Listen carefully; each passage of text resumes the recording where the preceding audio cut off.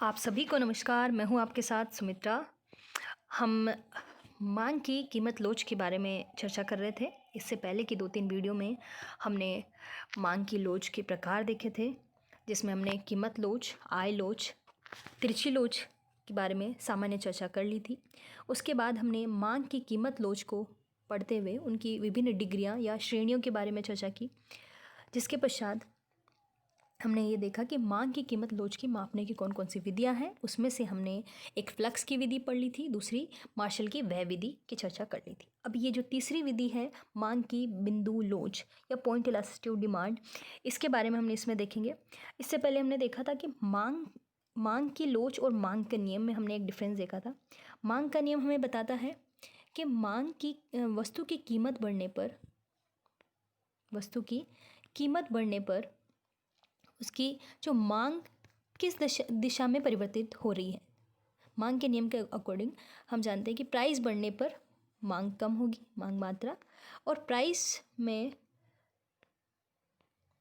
Reduction होने पर या प्राइस में कमी होने पर मांग बढ़ेगी। ठीक है, मतलब कहने का मतलब था मांग के नियम से हम सिर्फ मांग की दिशा के बारे में बता सकते थे, लेकिन मांग का नियम हमें ये नहीं बताता है कि कीमत में वृद्धि होने पर मांग में कितनी वृद्धि या कितनी कमी होगी, यानी कि कीमत में परिवर्तन होने पर मांग में कितने अनुपात में या कितने प्रतिशत में वृद्धि होगी या कमी होगी। ठीक है, ये हमें मांग के नियम के द्वारा नहीं पता चलता, इसलिए हमने मांग की लोच का जो ये कंसेप्ट है हम वो पढ़ रहे हैं, जिसके माध्यम से हम ये जान सके कि कीमत में यदि कुछ परिवर्तन होता है तो उसके किस अनुपात में मांग में परिवर्तन होता है। ठीक है, उसको मापने के लिए हमने यहाँ 4 विधियाँ देख रहे थे, जिसमें से 2 विधियाँ हमने पढ़ ली, फ्लक्स विधि और व्यय विधि। अब तीसरी जो विधि है मांग की बिंदु लोच विधि, इसमें हम ये देखेंगे कि किसी बिंदु पर मांग की लोच किस तरह से ज्ञात की जा सकती है। ठीक है, जब कीमत में परिवर्तन परिमित होते हैं, परिमित मतलब ज़्यादा होते हैं, तो चाप लोच ज्ञात की जाती है। पर जब कीमत में परिवर्तन बहुत सूक्ष्म हो, चाप लोच हम पढ़ेंगे नेक्स्ट लेक्चर में। जब कीमत में परिवर्तन बहुत सूक्ष्म हो, जैसे 1 पैसा, आधा पैसा, बहुत मामूली सा अंतर हो, ऐसी स्थिति में परिवर्तन की दर बहुत कम होने से मांग रेखा के किसी बिंदु पर लोच ज्ञात करना उपयुक्त रहता है। बिंदु लोच की धारणा चाप लोच से अधिक सुनिश्चित है, क्योंकि 2 बिंदुओं के अधिक निकट पहुंचने तथा चाप के 2 बिंदुओं की दूरी शून्य की स्थिति में पहुंचने की स्थिति में चाप लोच बिंदु लोच ही हो जाती है। ठीक है, जैसे हम चाप लोच के बारे में पढ़ेंगे तो उसमें हम देखते हैं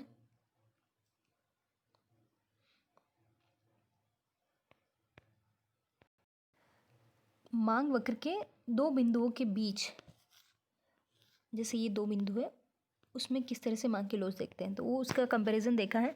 मांग की लोच हम चाप लोच नेक्स्ट लेक्चर में देखेंगे।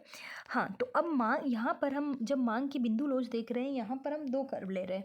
एक मांग रेखा को 2 तरह से यहाँ पर निर्मित कर रहे हैं। मांग एक सरल रेखा के रूप में, एक कर्व के रूप में, दोनों तरह से हो सकता है। जब हम सरल रेखा की बात करें, मांग जब सीधी रेखा के रूप में है, तो यहाँ पर जैसे ये विभिन्न पॉइंट्स हैं, यहाँ पर दिख रहे हैं ABCD, है ना। ठीक है, यहाँ भी है, इस मांग वक्र पर भी है। ठीक है, जब हमें मांग रेखा हमारी सीधी रेखा है, तब तो हम सिर्फ किसी भी बिंदु पर माप सकते हैं, लेकिन जब ये कर्वेचर रूप में है या कर्व के रूप में है, तब यहाँ पर मांग वक्र देखने के लिए हमें एक सरल रेखा, यहाँ पर स्पर्श रेखा टच करनी होगी, ताकि हम इसके ढाल को माप कर इस बिंदु पर मांग की लोच को ज्ञात कर सकें। ठीक है, अब इसकी विधि एक ज्यामिति विधि हम पढ़ेंगे, चलन वाली ये विधि हम लोग यहाँ पर नहीं देखेंगे, हम सिर्फ एक ये ज्यामिति विधि है उसके बारे में चर्चा करेंगे।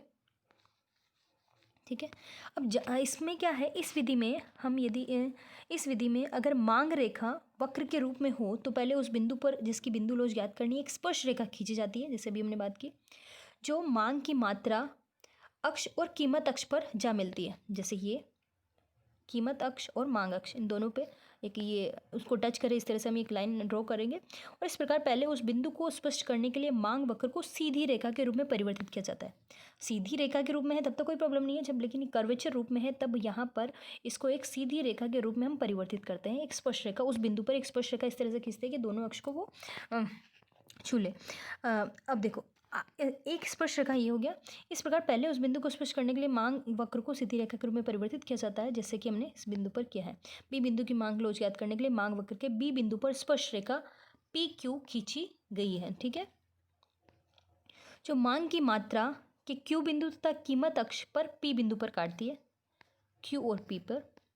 अतः बिंदु लोच का सूत्र इस प्रकार। अब बिंदु लोच का जो सूत्र दिया है वो है, देखो वैसे थोड़ा इसका हम पूरा एक टेक्निकल होता है थोड़ा, पर थोड़ा मैथमेटिकल प्रोसेस है, लेकिन उतना देखने की ज़रूरत नहीं है। आप सिर्फ अभी ये आपको पता रहे, मांग की बिंदु लोच मांग रेखा का बिंदु से निचले का भाग बटे मांग रेखा का बिंदु से ऊपरी भाग।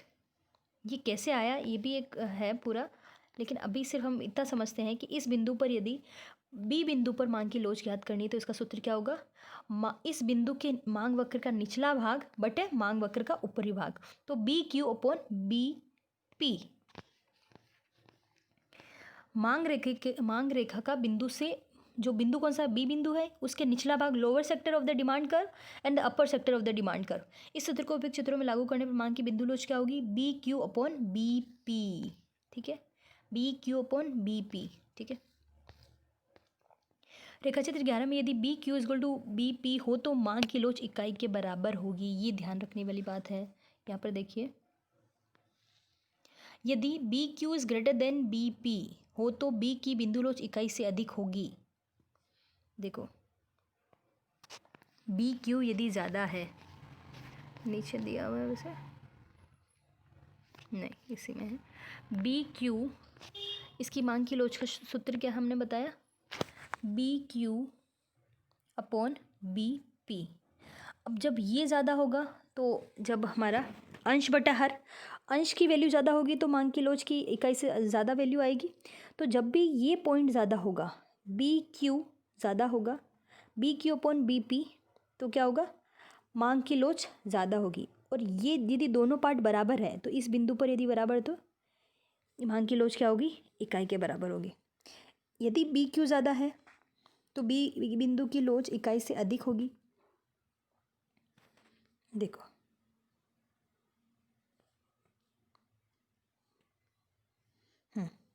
कहाँ गया, हाँ, अगर B Q is less than B P है तो बी पर लोच इकाई से कम होगी। निम्न रेखा चित्र से हम इसको और स्पष्ट कर सकते हैं।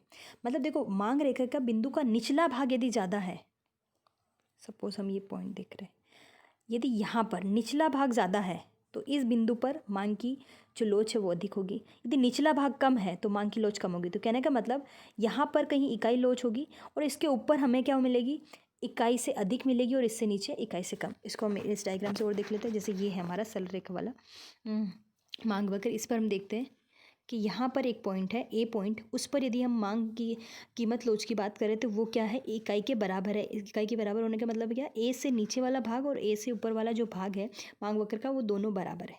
अब हम बी पॉइंट पे जाए तो B Q is greater than B P, ये नीचे वाला भाग ज़्यादा है और हम B Q upon B P करें तो बी क्यू ज़्यादा है तो यहाँ पर क्या है, ये इकाई से ज़्यादा हमें वैल्यू मिलेगी। तो यहाँ पर बी पॉइंट पे मांग की जो लोच होगी इकाई से अधिक होगी और यहाँ पर इन्फिनाइट होगा, क्योंकि देखो बी क्यू क्या है, बी क्यू अपॉन उसके ऊपरी पॉइंट तो कुछ है ही नहीं, तो zero, anything divided by zero is infinite. तो क्या होगा, किसी को भी हम जीरो से भाग दे तो क्या होगा, इन्फिनाइट वैल्यू मिलेगी। तो इसके निचली भाग और ऊपरी भाग कुछ है ही नहीं, तो निचला भाग जो हमें प्राप्त हुआ वो है पी क्यू, और जो ऊपरी भाग कुछ है नहीं, शून्य है, तो इसको हम इससे डिवाइड करेंगे, किसी भी संख्या को शून्य से डिवाइड करते हैं तो हमें इन्फिनाइट वैल्यू मिलेगी। तो इस पॉइंट पर क्या है, मांग की लोच इन्फिनाइट है या अनंत है। इसी तरह हम सी पॉइंट की बात करें, यहाँ पर देखो जो निचला भाग कितना है, C Q upon C P, नीचे वाला भाग ज़्यादा है और ऊपर वाला कम है, तो ऊपर वाले भाग से हम डिवाइड कर रहे हैं। तो देखो जब भी सपोज़ यहाँ पर 10 है और नीचे 20 है तो क्या वैल्यू क्या आएगी, 1/2, एक से कम ही आएगी, है ना। तो इसीलिए यहाँ पर क्या, ई इज़ लेस देन 1, जब नीचे वाला भाग कम है मांग वक्र का और ऊपर वाला अधिक है, तो हमें वैल्यू जो मिलेगी इलास्टिसिटी की वो 1 से कम मिलेगी। तो हम सामान्यतः ये क्या नियम हमें समझा रहा है, इसका क्या तात्पर्य है कि मांग वक्र के नीचे वाले भाग पर जो मांग की कीमत लोच है वो कम होगी, इकाई से कम होगी, और ऊपर वाले भाग पर मांग की लोच अधिक होगी। तो अब देखो एक बात तो स्पष्ट हो गई होगी कि भले ही मांग वक्र यहाँ सिर्फ इसका ढाल बराबर है, लेकिन फिर भी इस पर मांग की जो लोच है हर बिंदु पर अलग अलग है। ठीक है, ये क्लियर होना चाहिए। तो इसलिए ढाल और मांग की लोच में अंतर है। ढाल हर पॉइंट पे बराबर है, लेकिन फिर भी मांग की जो लोच है वो हर पॉइंट पर अलग अलग है। ठीक है, ठीक है, ये क्लियर हो गया। ये हमने पढ़ी मांग की बिंदु लोच।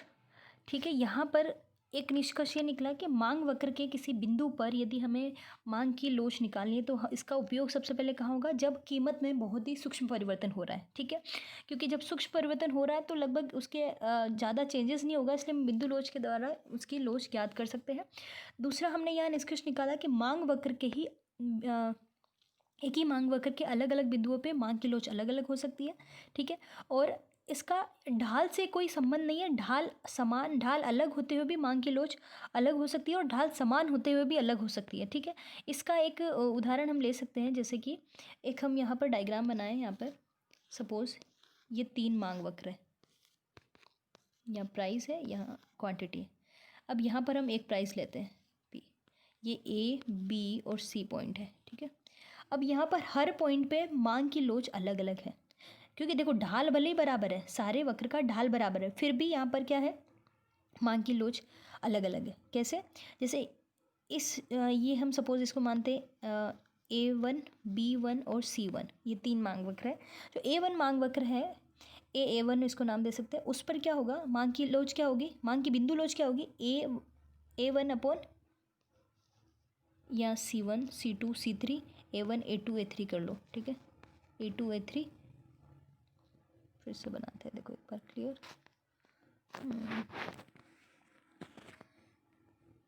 यहाँ पे ठीक है, 1 2 3, ये तीनों पैरेलल हम बनाएंगे कि ढाल बराबर आए इनका, इधर P और इधर Q, यहाँ A B C D E F। ठीक है, यह हमने एक पॉइंट लिया, ये P है, E1 E2 E3। ठीक है, ये पॉइंट है। अब यहाँ पर देखो ढाल तीनों का बराबर है,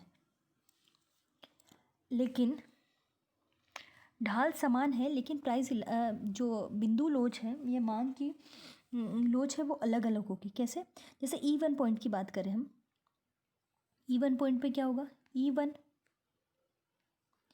अपॉन E1A अपॉन E1D। इसी तरह जो हमारा B और E मांग वक्र है उस पर होगा E2B निचला हिस्सा अपॉन E2E। इसी तरह इस पर क्या बनेगा, E3C अपॉन E3F। अब देखो जो लास्ट वाला ये है, इस पर क्या हो रहा है, ऊपर वाला हिस्सा बढ़ता जा रहा है।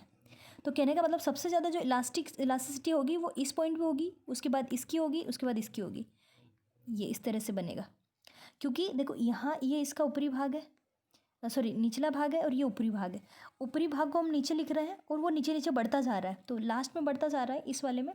तो जो लास्ट वाला ये हमारा जो अंतिम मांग वक्र हमने बनाया, इसकी elasticity comparison to these two कम होगी। सबसे ज़्यादा इसकी होगी, उससे कम इसकी होगी, और उससे कम इसकी होगी। ठीक है, तो हमने यहाँ पर क्या देखा कि ढाल भले ही समान है, लेकिन एक ही कीमत पर अलग अलग मांग वक्र पर अलग अलग मांग की कीमत लोच हो सकती है। ठीक है, तो इस तरह से, और यदि ढाल अलग है तो भी हमें अलग मांग की लोच प्राप्त हो सकती है। ठीक है, तो ये आपकी बिंदु लोच पूरी हुई, मांग की बिंदु लोच। अब इसको पढ़िएगा। अब नेक्स्ट में हम मांग की चाप लोच विधि की चर्चा करेंगे। तब तक के लिए पढ़ते रहिए, स्वस्थ रहिए और अपना ध्यान रखिए।